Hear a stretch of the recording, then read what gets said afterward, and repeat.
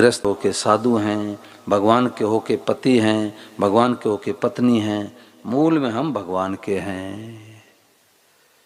ये जो 7 दिन की कथा हो रही है, इसका एक ही लक्ष्य है, एक ही उद्देश्य है कि अभी अपने को हम सांसारिक मानते हैं, गृहस्थी मानते हैं, यही बाधा है। तो क्या माने कि अब हम भगवान के हैं। बोलो कृष्ण कन्हैया लाल की। भागवत कथा हुई, ठाकुर जी के पंडाल में बैठ करके ठाकुर जी के समक्ष हमने स्वीकार कर लिया कि अब हम भगवान के हो गए। अब अपने को सांसारिक कभी नहीं मानेंगे, गृहस्थी कभी नहीं मानेंगे। गृहस्थ का काम करेंगे, वो गृहस्थी का काम नहीं है, अब वो पूजा हो गया, पूजा। स्वामी जी महाराज 5 अमृत तुल्य बातें बताते हैं, पंचामृत।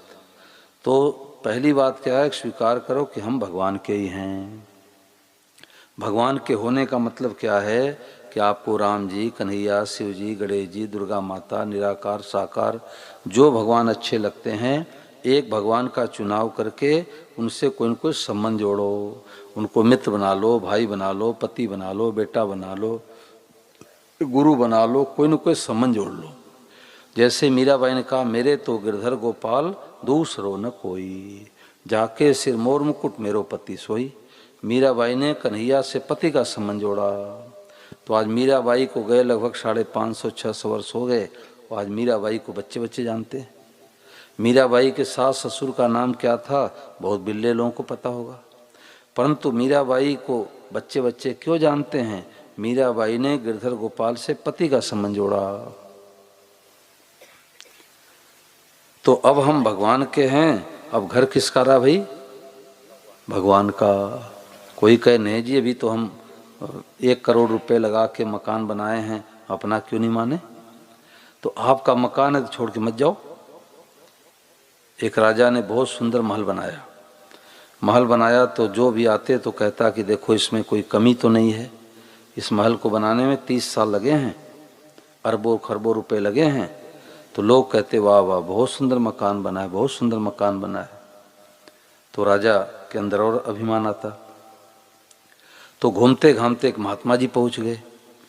तो संतों ने कहा कि कोई नया मकान बनावे, दुकान बनावे, तो उसकी प्रशंसा नहीं करनी चाहिए कि बहुत सुंदर मकान बना है, नहीं तो जितने चींटी कीड़े मकोड़े मरते हैं, मकान बनाने में हिंसा होती है, तो उसके वो पाप का कुछ हिस्सा हमारे अकाउंट में आ जाता है।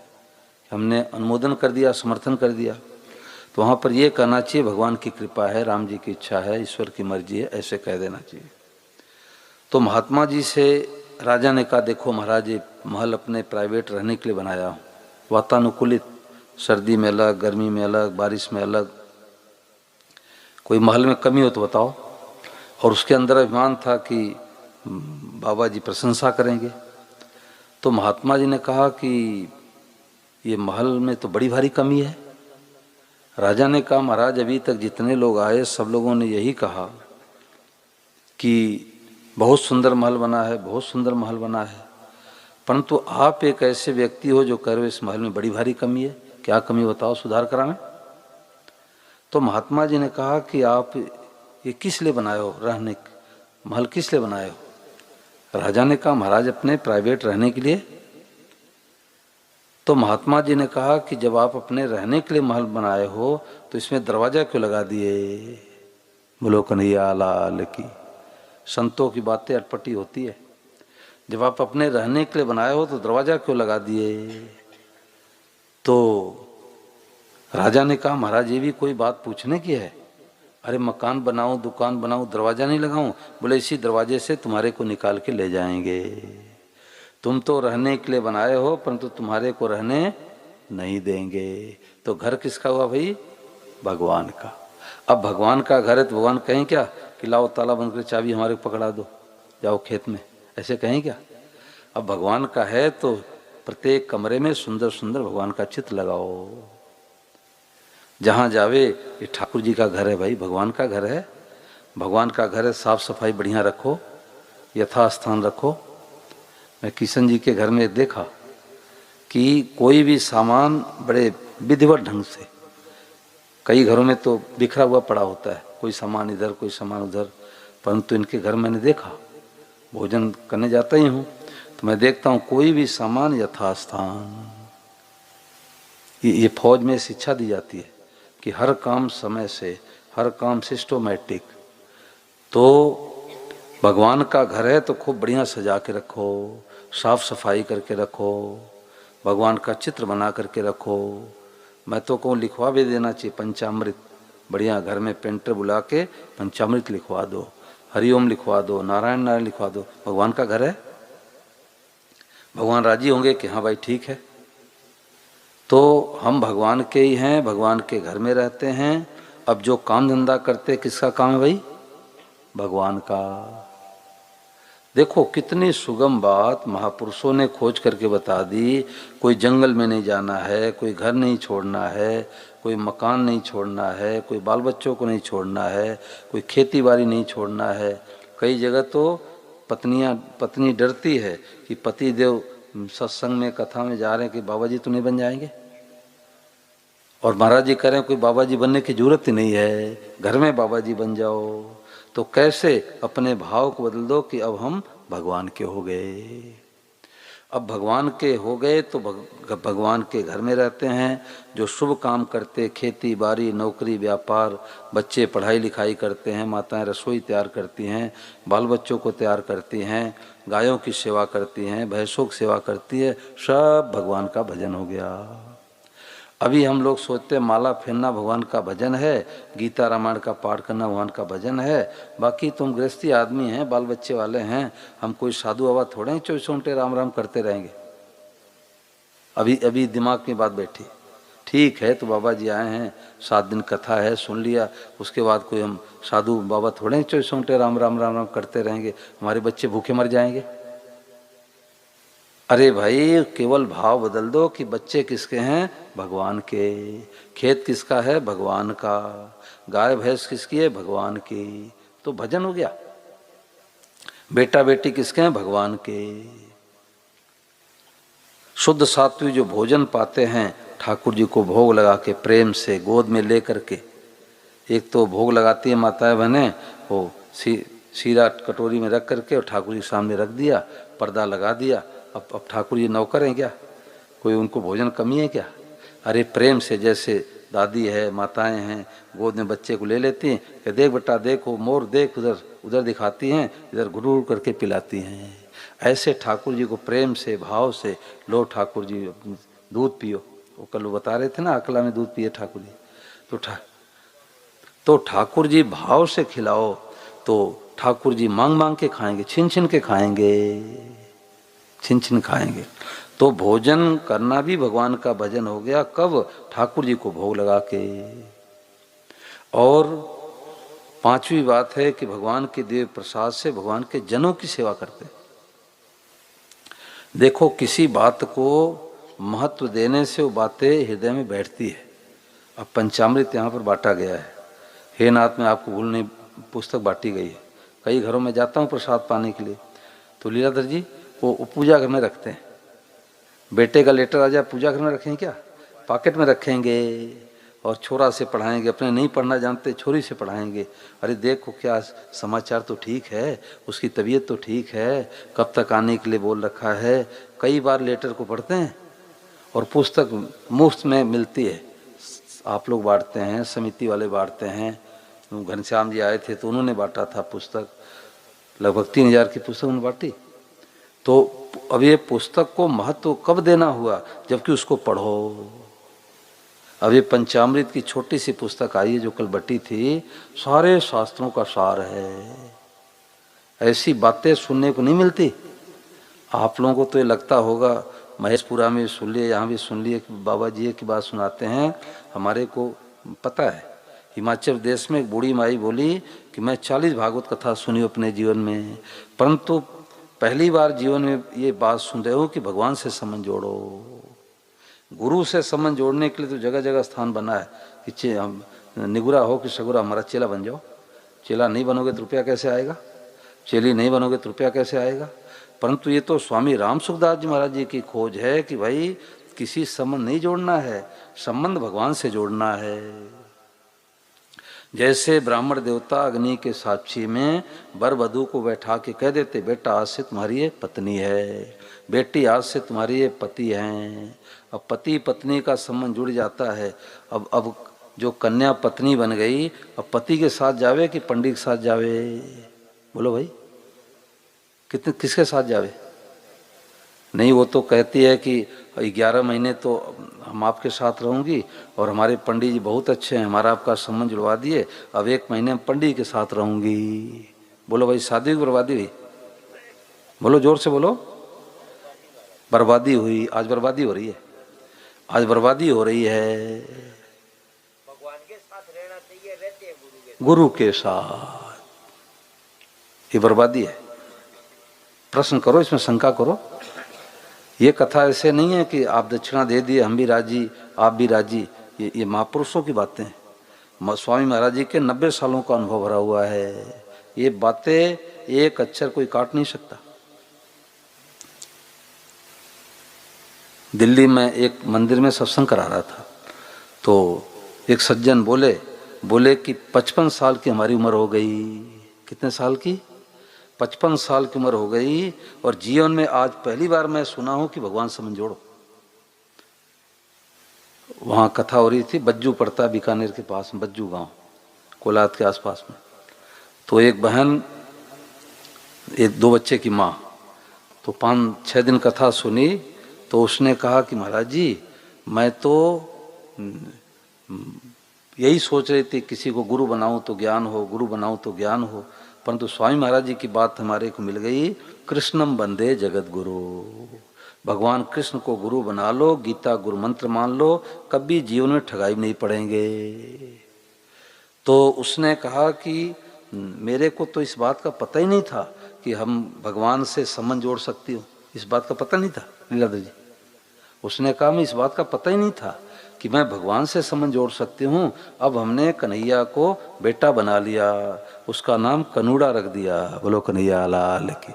आप लोग राजस्थानी भाषा में प्रेम से बोलते हैं ना कनूड़ा, तो कनूड़ा को बेटा बना लिया। ये सत्संग है कि भाई कथा हुई तो क्या मिला? बोले ठाकुर जी मेरे बेटे बन गए, कन्हैया मेरा बेटा बन गया, कन्हैया मेरा पोता बन गया। भगवान अपने लगने लग जावे, कथा सुन लिया, और नहीं तो खूब हलवा सीरा, खूब खाया खिलाया, फल बाटा खिलाया, परंतु भगवान क्या लगते हैं? जयराम जी के। अरे पंडित जी रात भर विवाह करावें, परंतु सुबह होते होते वर वधू का संबंध नहीं जुड़े तो भाई वो शादी कहाँ हुई? बताओ, इतनी माताएं बने बैठी है। भगवान अपने लगने चाहिए। कोई आधी रात को उठा के पूछे आप कौन हो, कह दो कि मैं भगवान की हूं, मैं भगवान का हूं। अभी तो कहते हैं हम काटिया के हैं, हम बैराथल के हैं। अरे भाई ये तो 20-30-50 सालों से बैराथल के काटिया के हैं। 100 साल के पहले काटिया के नहीं थे और 100 साल बाद काटिया के नहीं रहेंगे। कोई रख सकता है क्या? कोई कहे नहीं जी हम तो यही रहेंगे, हम चले जाएंगे तो जीरा की खेती कौन करेगा, मेथी की खेती कौन करेगा, हम तो यही रहेंगे। कोई रह सकता है क्या? बोलो बाबा जी रह सकते हैं? कोई नहीं रह सकता। तो कितनी सुगम बात महाराज जी ने बता दी कि हम भगवान के हैं, भगवान के घर में रहते हैं। परंतु अब इस बात को नहीं पकड़े तो कोई क्या करे? एक पंडित जी आए कथा करने, वो राम कथा सुनाने के लिए आए। तो गांव के चौधरी साहब थे, 500 बीघे खेत वाले मालिक। तो कथा में आए तो उनको कुर्सी नहीं मिली बैठने के लिए। ये ज़्यादा पैसे वाले होते हैं ना, इनके आड़ लग जाती है, क्योंकि वहाँ जाएंगे तो हमारे टक्कर के कोई जा रहे हैं कि नहीं जा रहे हैं। कोई साधारण जाते हो तो हम कैसे जाएं? हमारे कथा में कई जगह से नेता वगैरह आते हैं, तो उनको देखने से अशांति हो जाती है लता जी। उनको देखने से अशांति हो जाती है कि आते हैं 5-10 मिनट बैठते हैं और मोबाइल ऐसे छेड़छाड़ करते रहते हैं। तो मैं सोचता हूँ कितने जल्दी चले जाएं। क्योंकि ये झूठ कपट बेईमानी ठगी धोखेबाजी के ठेकेदार हैं। सब नहीं है ऐसे, परंतु अधिकांशता ऐसे ही हैं लगभग। तो उनको देखने से अशांति होती है। हिमाचल प्रदेश में एक धीमान जी थे, शिक्षा मंत्री थे, अब उनका सही रहा नहीं। तो उनके दामाद कथा करवा रहे थे हिमाचल प्रदेश में। तो 3 घंटे बैठ के कथा सुने वो, पहली बार मैंने देखा। हाँ, शिक्षा मंत्री थे। तो 3 घंटे कथा सुने। तो कथा पूरी हुई तो हम थे और स्वामी विजय महाराज थे।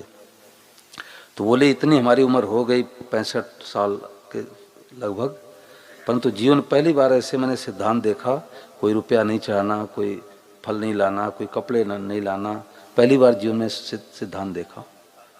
तो वास्तव में जिस बात को महत्व देते हैं वो बातें हृदय में उतर जाती है। तो चौधरी साहब गए कथा सुनने के लिए, तो अब उनको बैठने के लिए कुर्सी नहीं मिली। तो उन्होंने सोचा कि हमारी तो नाक कट गई, बेइज्जती हो गई, अब दरी पर कैसे बैठ के कथा सुने। चलो कोई बात नहीं, भगवान कथा सुन लेते हैं।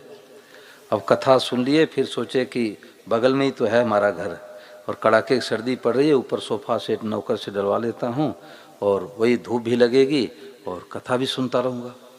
अब ऊपर सोफा सेट नौकर से लगवा दिए। अब कभी तो पोता गोद में आवे, उससे खिलावे, प्रेम करे, कभी बेटा आके पूछे फैक्ट्री में ये कैसे काम होगा, खेत में क्या पानी भरना है, क्या करना है, कभी पत्नी चाय लेकर के आवे, कभी सीरा लेके आवे। आधी कथा सुनी, आधी कथा नहीं सुनी। तो उन्होंने सोचा कि अब चलो आज लास्ट दिन है, अब बाबा जी पंडित जी से कह के थोड़ा पगफेरा करा लूँ घर में, घर पवित्र हो जाएगा। तो पंडित जी के पास गए, कथा सुने, सोचने लगे कोई बात नहीं, फिर दरी बैठ के सुन लूँगा कथा। कथा सुने तो बोले कि पंडित जी महाराज कल आप लोगों का भोजन सत्संग हमारे यहाँ ही रहेगा, राम जी के घर पर। तो पंडित जी ने कहा कि चलो इसका भाई नाम लिख लो इनका, चौधरी साहब का। बोले महाराज मैं तो 1 कुंतल बाजरी, 1 कुंतल गेहूँ हैं और 1 कुंतल जीरा, 1 कुंतल जो है मेथी भी आपको दे दूंगा, ईसर गोल भी दे दूंगा 50 किलो। तो पंडित जी बहुत राजी हो गए, चलो भाई ये तो मोटी पार्टी मिल गई। तो गांव के लोग भी गए उनको छोड़ने के लिए, पंडित जा रहे हैं भाई, पंडित जा रहे हैं, चलो प्रणाम कर लो। तो सब लोग बैठ गए। तो पंडित जी ने कहा भाई 7 दिन आप 9 दिन आप लोग राम कथा सुने हो, किसी के मन में कोई संदेह हो तो बता दो। किसी के मन में, आज किशन जी नहीं दिखाई दे रहे हैं, अच्छा पीछे बैठे, मोहन जी भी नहीं दिखाई दे रहे, आज सो रहे हैं। तो पंडित जी ने कहा भाई किसी के मन में कोई संदेह हो तो पूछ लो, बाद में मत कह देना कि बाबा जी आए से सत्संग सुना कैसे चले गए। तो सब लोगों ने कहा महाराज जी आपकी कथा तो इतनी सरल थी, इतनी सरल थी कि छोटे छोटे बच्चे पकड़ लिए। स्वामी महाराज की बातें ऐसी है कि छोटे बच्चे पकड़ लेते हैं। अब देखो माड़पुरा से 2.5 साल का बच्चा आया था पहले दिन, 7 दिन वहाँ कथा हुई, अपने कन्हैया को साथ में ऐसे रखता था और यहाँ पर आया, मैंने देखा उसको प्यास लगी तो अपने पिताजी चाचा जो भी आए थे साथ में तो बोला कि पानी, तो पानी दिए, तो बोले कान्हा कन्हैया को लाओ, और कन्हैया को यहाँ पर खड़े होकर के जल पिलाया और उसके बाद अपने जल पिया। देखो 2.5 साल का बच्चा पकड़ लिया, 50 साल वाले नहीं पकड़ पाते, 2.5 साल बच्चा पकड़ लिया, उसकी जड़ मजबूत हो गई जड़। तो लोगों ने कहा कि पंडित जी आपकी कथा तो बहुत सरल थी, छोटे छोटे बच्चे ही पकड़ लिए। तो चौधरी साहब जो थे पैसे वाले धनी व्यक्ति, जो छत पर बैठ के सुन रहे थे कथा, उन्होंने कहा हाँ महाराज आपकी कथा बहुत सरल थी, पूरी की पूरी बात समझ आ गई, परंतु एक बात समझ नहीं आई। तो पंडित ने कहा कि चौधरी साहब अभी तुम आपके घर पर ही बैठे हैं, पूछ लो क्या बात समझ नहीं आई। तो चौधरी साहब ने कहा कि महाराज हमारे को तो पूरी राम कथा समझ आ गई, केवल एक बात समझ नहीं आई कि राम जी और रावण में राम जी राक्षस थे कि रावण राक्षस था। बात पकड़ने आई कि नहीं आई? राम जी और रावण में राम जी राक्षस थे कि रावण राक्षस था, यही बात हमारे को बता दो, बाकी तो पूरी कथा समझ आ गई। तो पंडित जी बोले कि न राम जी राक्षस थे, रावण राक्षस था, एक तू राक्षस है, एक मैं राक्षस हूँ, कि मैं 7 दिन सुनाता रहा तुम समझ नहीं पाए, बोलो कन्हैया लाल की। तो भाई 7 दिनों का सार यही है कि मेरे तो गिरधर गोपाल दूसरो न कोई। सेवा सबकी कर दो, महाराज ने कहा सेवा सबकी कर दो, माँ की, भाई की, भौजाई की, पति की, पत्नी की, बेटा की, बेटी की, बैरी की भी सेवा कर दो। बैरी की सेवा क्या, उसका भीतर से ही सोचो, हे प्रभु उसको सद्बुद्धि हो जाए, उसका कल्याण हो जाए, उसका उद्धार हो जाए, बैरी की भी सेवा कर दो, तो आपके हृदय में शांति रहेगी। आपका हृदय भाव शुद्ध रहेगा, विचार शुद्ध रहेगा, तो दूसरे का विचार शुद्ध हो जाएगा। और हमारे हृदय में मलिनता रहेगी कि हमारे बैरी का नाश हो जाए, तो उसका होगा कि नहीं होगा? अपना नाश होगा। एक राजा और बनिया की मित्रता थी, तो बनिया अपने गोदाम से माल राजा के पास भिजवा देता था, कोई हिसाब बारी नहीं। और बनिया क्या करता, भिजवा देता, राजा क्या करता कि टैक्स नहीं लेता था, बनिया टैक्स नहीं लेता था। तो एक दिन राजा लेटे लेटे सोचने लग गया रात में कि अरे हमारे गोदाम में चंदन की लकड़ी पड़ी हुई है, अब कोई धनी व्यक्ति मरे तो हमारी चंदन की लकड़ी बिके। तो सोचने लग गया कि कौन मरे, कौन धनी है। तो उसने सोचा कि राजा यदि मर जाता तो गोदाम खाली हो जाता। मित्र तो है, अपने से लेगा ही जो है। तो अब जैसे इधर राजा सोच रहा है, बनिया सोच रहा है, उधर राजा लेटे लेटे सोच रहा है कि अरे हम देश के राजा हैं, प्रजा जनों का हमारे ऊपर अधिकार होता है, परंतु बनिया मित्र है तो क्या हो गया, तो अपने टैक्स तो लेना ही चाहिए। अब देखो उधर तो बनिया के अंदर कुभाव आया राजा के प्रति, उधर राजा के प्रति कुभाव आया बनिया के प्रति।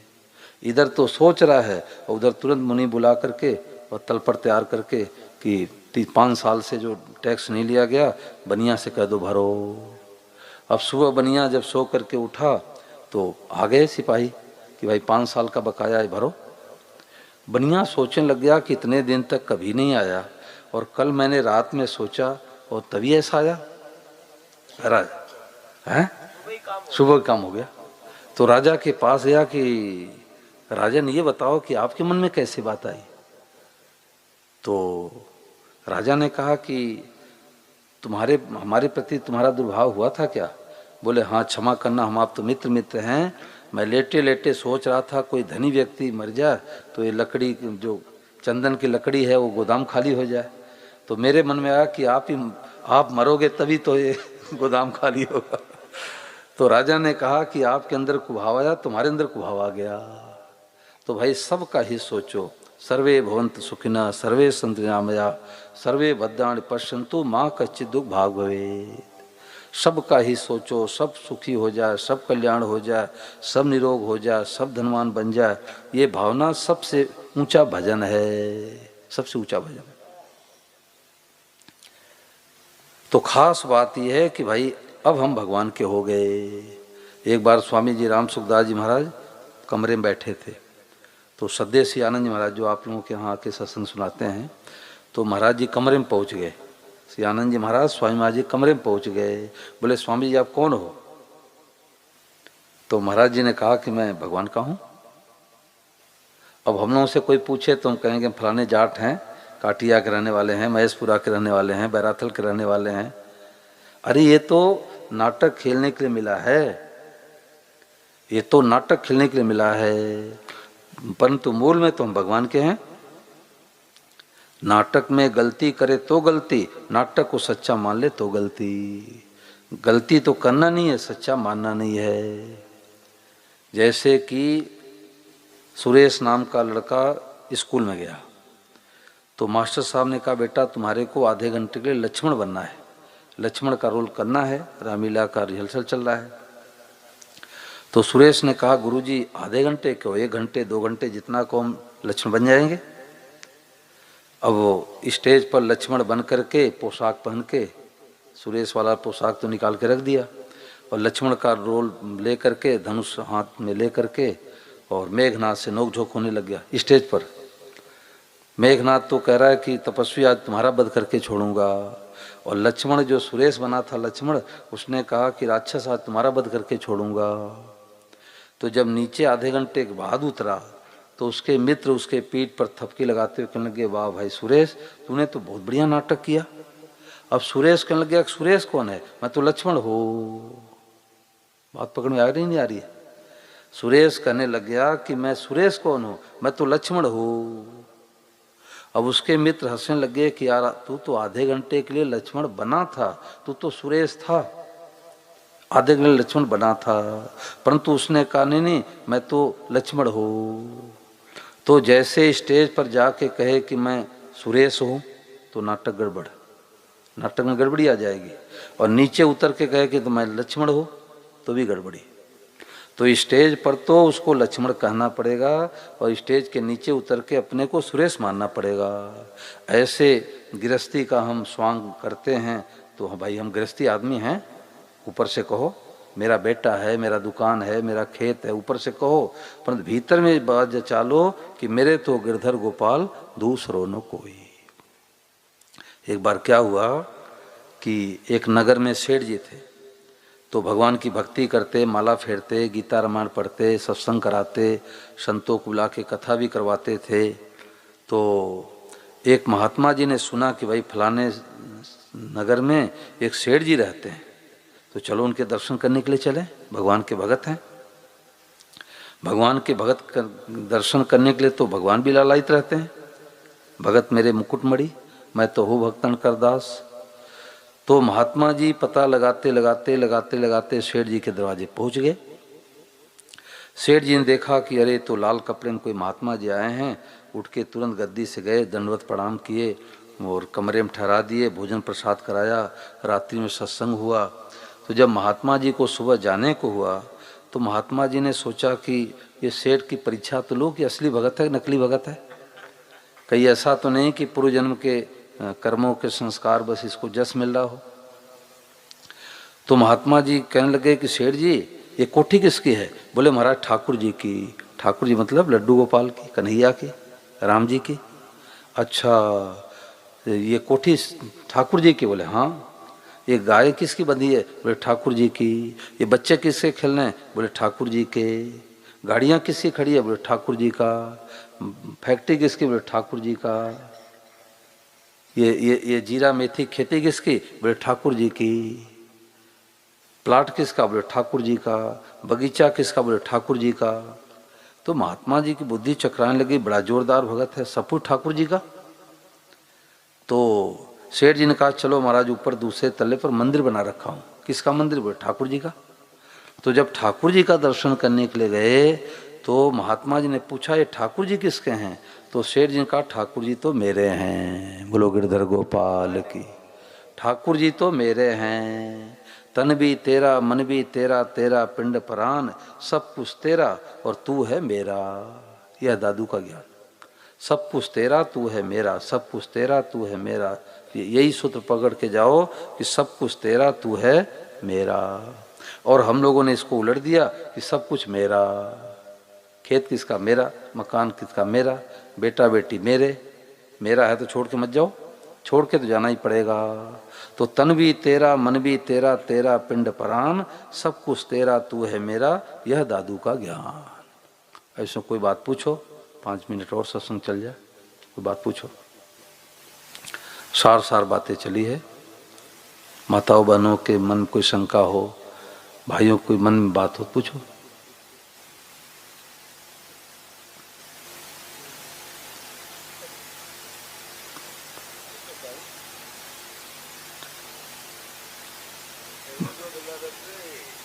बताओ, किशन जी के भाई साहब है ना, बाबा जी बताओ, कोई बात पूछो।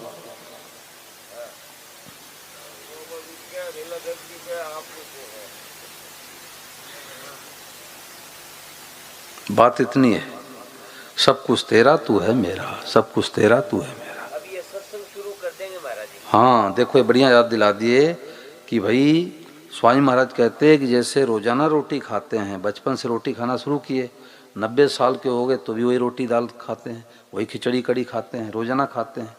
ये रोजाना खाने की बीमारी कहाँ से आ गई भाई? अरे महीने 10 महीने खा लिए, 2 महीने तो कम से कम मत खाओ, तो कहेंगे मर जाएंगे। सही मर जाएगा। तो जैसे रोजाना रोटी की जरूरत है, ऐसे रोजाना सत्संग की जरूरत है। 4, 6, 10 लोग बैठ गए और पुस्तकें पढ़ो। मैं भी वहाँ आया जो है माड़पुरा से, तो माताओं के लिए अलग, भाइयों के लिए अलग बता दिया। यहाँ मंदिर बहुत बढ़िया मंदिर बना था, और जाजुओं की ढानी में और पवारों की ढानी में, दोनों जगह और सत्संग हो रहा है। पवारों की ढानी में तो जाजुओं की ढानी में हो रहा है, यहाँ का पता नहीं मेरे को है। हाँ यहाँ भी बता रहे थे हो रहा है। तो जाजुओं की ढानी में हनुमान जी के मंदिर के पास कथा हुई थी। तो वो लोग क्या करते हैं कि 2 घंटे सत्संग करते हैं, 2 घंटे 7 से 9, मैंने तो 1 घंटे के लिए कहा था। माताएं बड़ी बहनें सब इकट्ठे हो जाती हैं, भाई लोग इकट्ठे हो जाते हैं, भजन गाते हैं, कीर्तन करते हैं, और कोई एक सज्जन पुस्तक पढ़ते हैं, और आरती, ठाकुर जी की आरती हो गई, राम जी कन्हैया की, हो गया पूरा काम। तो रोजाना सत्संग करो तो बहुत शांति मिलेगी, बहुत लाभ मिलेगा। और मान लो कि मंदिर नहीं है, मंदिर दूर है, तो अपने ही दरवाजे पर बैठ जाओ, 2-4 माताएं बैठ के। तो मैंने तो ये कहा था कि माताओं के पास दोपहर में समय रहता है, तो 1 से 2 बजे तक माताएं अपना सत्संग करें। अब हम कहे 10 बजे करो, तो 10 बजे तो रोटी नहीं बनेगी, तो भाई लोग नाराज हो जाएंगे। तो 1 बजे से 2 बजे तक माताएं बहनें सत्संग बैठ के करें। और भाई लोगों के पास अब 1 बजे 2 बजे तक खेत में काम रहता है, तो भाई लोग शाम को करें सत्संग, 7 से 8 करें या 7:30 से 8:30 करें। और महाराज जी कोई सा भी पुस्तक ऐसे ले लो और एक पढ़ें, बाकी लोग सब सुने, बहुत बढ़िया सत्संग हो जावे। इतना लाभ मिलेगा, इतना लाभ मिलेगा, जितना 7 दिनों में यहाँ लाभ मिला है उससे ज़्यादा लाभ मिलेगा। परंतु कब? रोजाना पुस्तक एक पढ़े, बाकी लोग सुनो।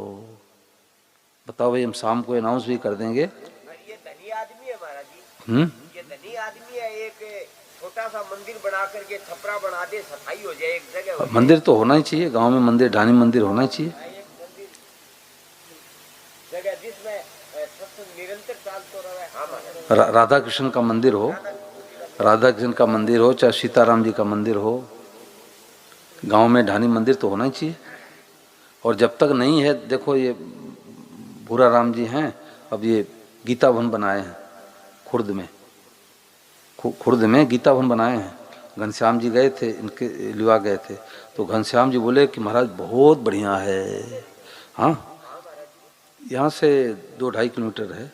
हाँ, गीता भवन बनाए हैं, वहाँ पर सत्संग भवन, घर से थोड़ा सा दूरी, ज़्यादा नहीं, 10-15 कदम थोड़ा हटके, 10 कदम हटके, और बढ़िया एकदम वहाँ खूब चित्र, चारों तरफ माइक पूरा सेट लगा है। अभी श्री आनंद महाराज वहाँ कितने 3 महीने रहे, 3 महीने रह के सत्संग किए। वो सेंटर बना लिए, उसको सेंटर बना लिए, आसपास में कम से कम 500-400 घरों में जाके सत्संग कराए। देखो कितना सदुपयोग हो गया। तो घनश्याम जी बोले कि पैसे वाले ऐसे नहीं कर सकते, वो मन में उपजेगी नहीं। और उन्होंने बहुत बढ़िया उदाहरण दिया। उन्होंने कहा कि जैसे कि कोई दाना डालने वाला कोई स्थान बना दिया, पिंजरा टाइप का बना दिया कि पक्षी आकर के चुने, तो बोले कि पिंजरा बना दिया, अब पक्षी वहाँ आएंगे, तो गीता भवन बन गया, तो संत महात्मा आते रहेंगे और सत्संग मिलेगा, सत्संग मिलेगा। सत्संग मिलेगी तो बुद्धि शुद्ध रहेगी, पवित्र रहेगी। और नहीं तो जीरा का भाव खूब आ गया, रुपया आ गया, अब मदिरा पियो, डोडा पियो, गुटखा खाओ, भ्रष्ट होगी।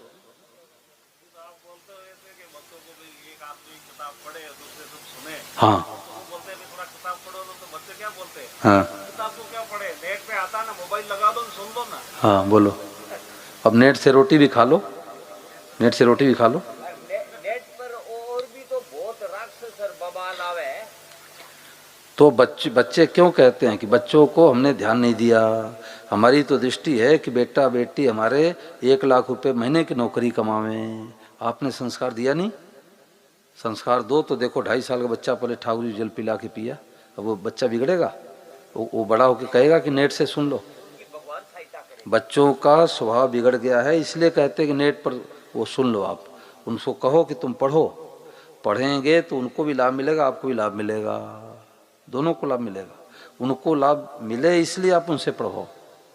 एक बूढ़े सज्जन बोले यहाँ पवारों की ढानी में, बोले कि हम तो पढ़े लिखे नहीं हैं। हमने कहा बेटे के लेटर आ जाए बम्बई से, तो ऐसे लेटर ऐसे रख दोगे कि हम पढ़े लिखे नहीं हैं, इनसे पढ़वाओगे, उनसे पढ़वाओगे, तो भूख रहेगी। तो महाराज जी की पुस्तकें मिल गई, कहोगे कि बेटा थोड़ा पढ़ के सुनाओ, तो छोरी थोड़ा पढ़ के सुना। तो अब सास नहीं पढ़ी तो क्या बहू ही नहीं पढ़ी है? तो भाई भूख रहेगी तो अपने आप युक्ति आ जाएगी। वो महाराज जी की बात सुनाते कि एक छोटी सी बच्ची की शादी हो गई बचपन में, तो जब बड़ी हो गई ससुराल में जाने की बात आई, तो दादी उसको पास में बैठा के बोली, देख बेटी तू घर में जाना तो सुबह जल्दी उठना, सास ससुर को प्रणाम करना, पति को प्रणाम करना, कोई दूसरे पुरुष आवे तो घूंट काट लेना, घर में गायों की सेवा करना, रसोई समय से बनाना, ठाकुर जी को भोग लगाना। तो दादी ने पूछा कि तुम्हारे बात समझ आई? तो तो उसने कहा जू तू जाऊं तब तो मैं तो जाऊंगी नहीं। तो ऐसे ही सारी व्यवस्था हो गई कि महाराज जी की पुस्तकें मिल गई, साधक संजीवनी मिल गया। अब घर में पड़े पड़े वो कैसे लाभ मिलेगा भाई? दवाई तो बहुत बढ़िया है, परंतु कोई ले जा करके उसको तिजोरी में बंद कर दे तो बुखार ठीक हो जाएगा? बुखार तो तब ठीक होगा जबकि दवाई को खाएंगे। तो बताओ भाई राम जी, आप अब ठाकुर जी रिटायर कर दिए हैं, अब सत्संग का समय बताओ, 1 घंटे सत्संग करना है, असली लाभ मिलेगा। बताओ कौन सा समय करें, या मैं घोषणा भी कर दूंगा, जो जहाँ से आए वही अपने अपने सत्संग करो। अभी बता दो, शाम को रखो क्या किशन जी? समय बताओ कौन सा रखोगे? देखो फौजियों का काम पक्का होता है, फौजियों का काम पक्का होता है, बाकी तो कच्चे पड़ जाते हैं। हम इधर आओ, ये साधारण नहीं है, गोपाल के पिताजी हैं, ये गोपाल को बेटा बना रखे हैं। कौन सा समय ठीक रहेगा शाम को? दिन में तो जीरा की भराई कराओगे, शाम को कौन सा समय ठीक रहेगा? 7 से 8 या 7:30 से 8:30? रात्रि में 8 से 9? गांव में तो 9 बजे सो जाते रजाई ओढ़ के। 8 से 9 क्या? तो देखो भाई 8 से 9 ये 5 पांडव हैं और भी भाई लोग तो हैं ही जो है, तो सब लोग बैठ करके एक जगह जो है माताएं बने बैठ जाएंगी और रोजाना 8 से 9 सत्संग चलेगा शाम का। और सुबह 5 बजे की प्रार्थना भी करो। और देखो ये मत सोचो कितने लोग आते हैं, शराब का ठेका खोलने वाले ये कभी नहीं कहते कि गांव में कि देखो किशन जी अब मैं खोलने जा रहा हूं चौराहे पर, कभी कभार पियोगे कि नहीं पियोगे? ठेका खोलने वाले कभी नहीं कहते, वो तो खोल देते हैं, पीने वाले पहुंचेंगे, और नहीं पीने वाले कैसे पहुंचेंगे? ऐसे ही जब सत्संग होगा तो ठेका ही तो है, वो असली ठेका है, वो तो असली ठेका है, ठाकुर जी का ठिकाना है वो। तो जो जिनकी रुचि होगी वो तो आएंगे, और जिनकी रुचि नहीं होगी कहेंगे भाई आज हमारा नंबर है पानी का, अब तो हम भराई करने जा रहे हैं। नंबर नहीं रहेगा तो भी झूठ बोल देगा। और माताओं बहनों के लिए बताओ भाई, आप लोग बताओ कौन से सत्संग का समय रहेगा? 1 से 2 बजे रखो, 1 से 2 रखो, 1 से 2 रखो, और 4, 6, 10 माताएं इकट्ठे होकर के मीराबाई का भजन सुनाओ। हाँ, और महाराज जी की एक पुस्तक लेके सब लोग पढ़ो, ठीक है? तो 1 से 2 माताओं का और 8 से 9 भाइयों का, और सुबह की प्रार्थना भी करो, ठीक है? बोलो कृष्ण कन्हैया लाल की। अब सब खड़े हो जाओ, अब प्रभात फेरी 5 फेरी में कर लो।